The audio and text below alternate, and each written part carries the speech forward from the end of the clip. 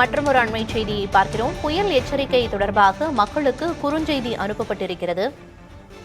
நாளை புயல் கரையை கடக்கும்போது 70 முதல் 90 கிலோமீட்டர் வேகத்தில் காற்று வீசக்கூடும் என்றும் அந்த குறுஞ்செய்தியில் குறிப்பிடப்பட்டிருக்கிறது. பேரிடர் மேலாண்மை ஆணையம் இந்த குறுஞ்செய்தியை அனுப்பியிருக்கிறது. நாளை பிற்பகல் பெஞ்சல் புயல் கரையை கடக்கும்போது 70 முதல் 90 கிலோமீட்டர் வேக காற்றுடன் கனமழையும் பெய்யக்கூடும், அதி கனமழை வரை பெய்யக்கூடும் என்று அந்த குறுஞ்செய்தியில் தெரிவிக்கப்பட்டிருக்கிறது. பொதுமக்கள் பாதுகாப்பாக இருக்கவும் அறிவுறுத்தல் வழங்கப்பட்டிருக்கிறது.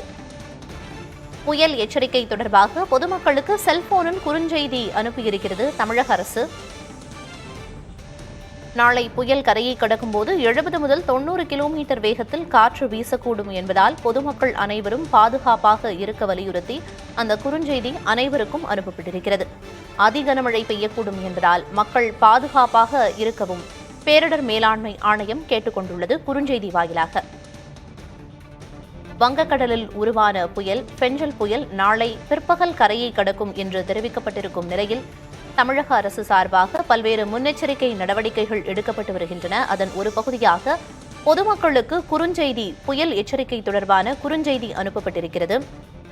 நாளை பிற்பகல் பெஞ்சல் புயல் கரையை கடக்கும் போது 70 முதல் 90 கிலோமீட்டர் வேக காற்றோடு கனமழை முதல் அதி கனமழை பெய்யக்கூடும் என்றும் பொதுமக்கள் பாதுகாப்பாக இருக்கவும் அந்த குறுஞ்செய்தியில் அறிவுறுத்தப்பட்டுள்ளது.